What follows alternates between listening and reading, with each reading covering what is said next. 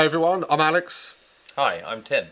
And today we're going to be continuing our breakdown series, looking at the tracks on our EP. Today we're going to be taking a look at the track Discovery, which is the 4th track. So if we hop over to Pro Tools, we'll do as we do with the others, and we'll start going through some of our favourite bits. So, what bit do you want to start with? What's your favourite bit? I think where the sort of chorus comes in, it's quite big. So it's this part.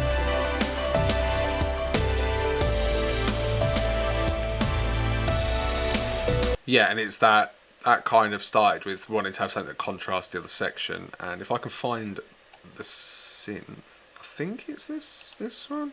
If I just solo this to make sure. Yeah. Oh yeah. Oh, so were we in the Omnisphere phase for this one, or have we mixed? Or I think there's a mix on this. Saucy. I think, like the last track we looked at, the majority of this is Omnisphere. I think we've got some Melotron in there. From Arturia, and we've got some of the Spitfire orchestral plugins as well. But I think the majority of this is built off of Omnisphere. Nice. Yeah, this is like off a Jupiter patch. The weep. Yeah, I just knew that I wanted something that kind of contrast, but that also had like a bit of rhythm to the chords rather than just holding the chords for a bar like in the other sections. What is it about that that's quite 80s sounding? Is that just the sound that everybody used? Yeah, I think at the time, obviously, that was the hot synth, the Jupiter. So, jump. Yeah, I don't know if it was a Jupiter, but it's like that kind of 80s kind of sound. A lot of it's where the synths like imitate brass. Yeah. So I think this is called Jupiter Brass. Yeah, Jupiter Brass. And a lot of those kind of typical 80s sounds, like Jump and stuff like that, is like a synthesized brass sound. So when that comes out of that brassy section, it then goes really melodic. What's creating that nice rumble? That's just a lower part of that synth line, if it's that specific one. In that specific bit. If you've got in like the whole section, do you mean? That there's like a it's different from the, or is that still the Jupiter? That could be one of the other layers. That could be the bass. Let me freeze up the... Yeah, so I think the thing that's given us like that kind of that low, like kind of wobble. Yep. I think it's this. This is the bass.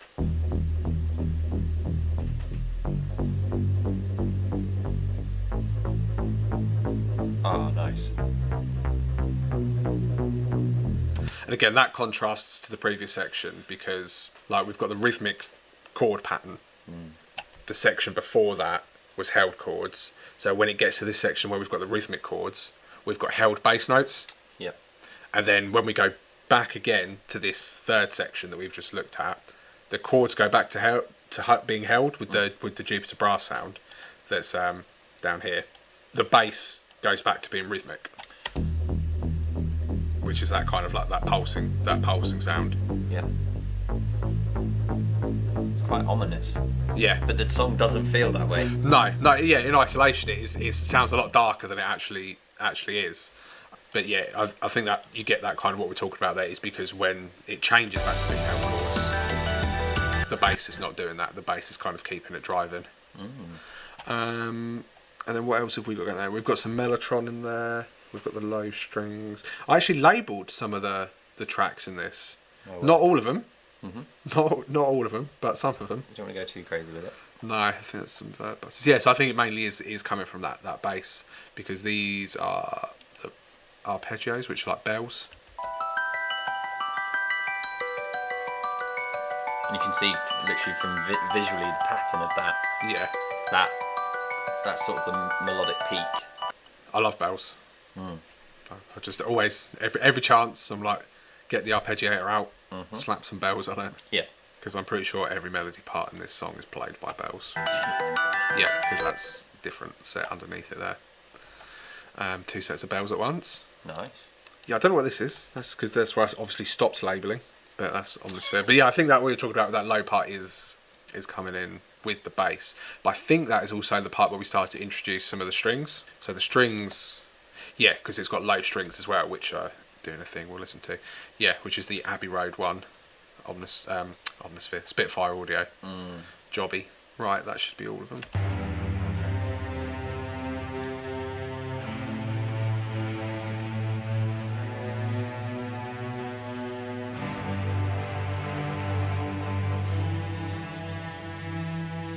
Low strings. Nice. I mean, they sound really good. Obviously the Spitfire ones. They're very processed to kind of help it fit in with all the synth stuff, and I don't think So what you can do with what gets the best results from the Spitfire stuff is these two sliders. So they've got expression and dynamics, and you can play that in as part of your performance if you're playing it in, or you can program it in afterwards. And basically that's what gives you a more natural sound to how, like you mentioned, if you're bowing it, the note kind of swells in. Those two sliders, when they're programmed in correctly, and you sort of have to take into account how you're programming them, that adds that kind of natural kind of bow sound to it. Yep. As whereas we've kind of got them set almost like they're a synth. So when they're played, they're coming out like full. And when they hide underneath everything else, that eats up the transitions. Two reasons. I did do it in a lot of the songs, programmed in those expressions and dynamics. I didn't do it for this because I was too lazy. Yeah. It doesn't suffer for it. Well, no, simply because I thought about doing it. It's not like I just didn't do it. I thought about doing it, and I was like, I don't think it's worth the time, because we've treated them like a synth, like they're bit processed, and we want it to kind of sit in with the synth stuff. So I was just treating it like a synth bass, rather than like low orchestral parts. That's kind of when we're writing stuff like that. That will just come out in the wash, won't it? We'll be like, ooh, that's a bit artificial. Yeah. Right, so I think if we just keep going through some synths, we've got some Contact there. I wonder what we did in Contact. Because once again, I didn't label it. Oh, it's a tambourine. Yeah. Big stuff from the tambourine. This is when it speeds up towards... Yeah.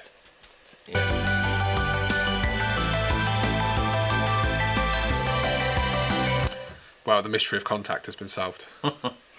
It was a tambourine. Yeah, that's slightly mechanical sound, I guess. Yeah. Robotic. It's very uniform, the pattern. And then I think this one here, I might just change that to a different colour to make it stand out. Nothing, that's the MIDI for the Melotron. So I've got to find the Melotron. I bounced that as audio when I was mixing it, so I can't open the plugin. But it's a Melotron, so it sounds like a Melotron.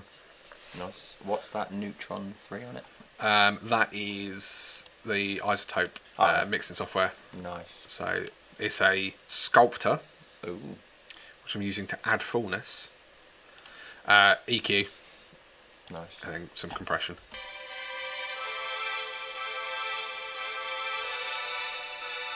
Melotron always sounds phenomenal. Yeah. Yeah, it's just Melotron strings. And that was, I think actually when we did that, we initially were just using Spitfire strings, and we intentionally added that over the top in this first part. Here, if I can highlight these two things, the bit that's got nothing in at the moment is the high string part. And I think originally we had high strings there as well, so it was like all the way through, like we've got at the end here. We've got high strings and low strings. To add contrast to that and to make it sound a bit more like synthetic and more artificial, we changed the high string part. We put the high string part here, that was here, into the Melotron, and used the Melotron high strings instead. Yeah. Is that a bit of a, well, it doesn't quite sound right as it is, so everything sounds better in a Melotron kind of approach, or? Yeah. Yeah, and I think it was because as well, when these high strings come in at the end, we wanted them to stand out more, so it helps the track have somewhere to go. Just punch my screen. Helps the track have somewhere to go, basically. So if I just isolate those three layers, initially this part would have been high strings from Spitfire Abbey Road combined with these low strings, but then obviously what we've got now in this first section is Melotron and low strings.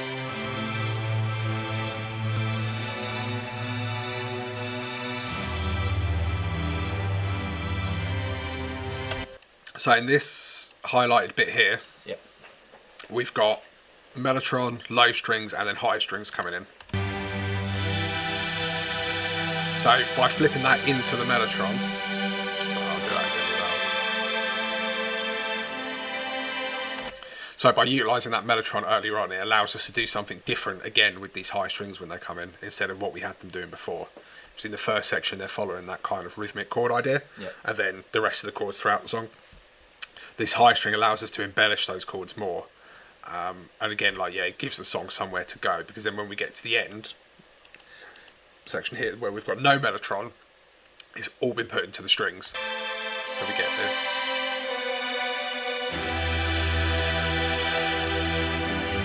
That definitely does create movement, doesn't it?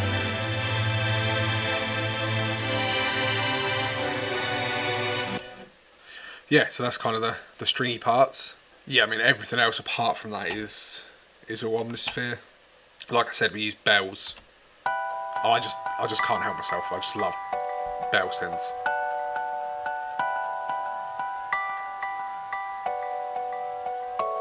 It's quite swung, that.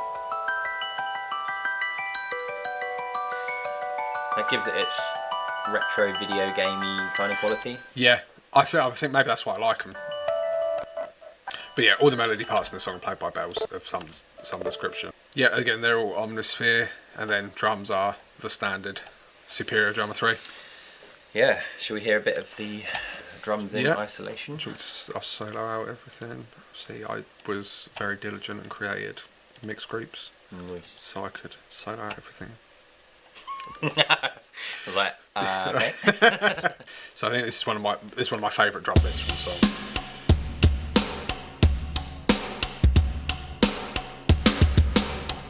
Yeah. We're using the tom, in place of a so that's cymbal. Very much like the band Alt J. Yeah. The guy's kit. Oh, because he actually doesn't play with any cymbals, does he? Yeah. So he'll create beats using the clicker, or in this case the edge of a tom. I think it gives perhaps a more staccato sound than a hi-hat. Yeah. Because hi-hats are quite smudgy. They create like a tss, tss, whereas this is a... Yeah. So in fancy musical terms, I'm sure there's a... Yeah, I think that sounds really cool. I like that. Can we hear that again? Yeah.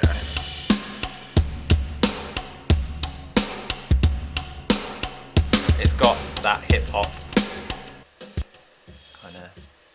I think it makes it groovier than if it was, because there's not that kind of you don't get the same decay from like a cymbal. Yeah. That is what was in my head, but you've just... Even if... So these ones here are the toms, right? That's the hits that's making that click sound. Yeah. There's no decay on them compared to all these other drum hits around it. Sure, yeah. Even kick has got more. Obviously snare's got more. Well, with drums you're moving air, aren't you? So there's that transient pop. Yeah. And then you get the whoosh at the end, whereas this is the opposite of that. Yeah. Instant hit. Almost, it sounds like a click track. That is basically what you would do with a click track. Yeah, isn't it? it's kind of got a click track thing to it. And then the other part I like is yeah. Perhaps in context, because it goes regular time. Yes. And then can't solo everything.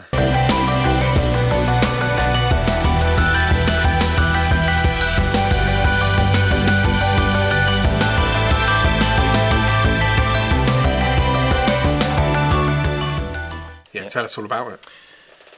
Yeah, so you were talking earlier about moving the song forwards. So kind of the easiest way to do that with drums is change the speed to perhaps double time or half time. It's the most direct way of changing something. You can play nothing, you can play something, you can play fast, you can play slow. So they're my kind of options. Yeah. Really, when trying to move the dynamics along, I guess. Yeah, I guess it's like you want it. You can't just go, oh no, I'll make the chords bigger. You can't really. But obviously, there's the drum way of doing that. I guess that is the make it faster. Exactly. Double it. Great. So I like that part of the song for that reason. Is because as the song is building, obviously the drums are then moving with that, and obviously that creates much interest. It's an old jamming trick when you're playing sort of live with musicians, that is one of your sort of 4 or 5 options on the drums. Is Yeah. play it faster. Yeah. Any other parts of the song particularly stand out to you? I think that like the very end, those like pops. Oh yeah. Where are they? That might be. I don't know where that is. That'll be on an unlabeled track. That might be this. Yeah, instrument 6, obviously. So if we play that in with everything.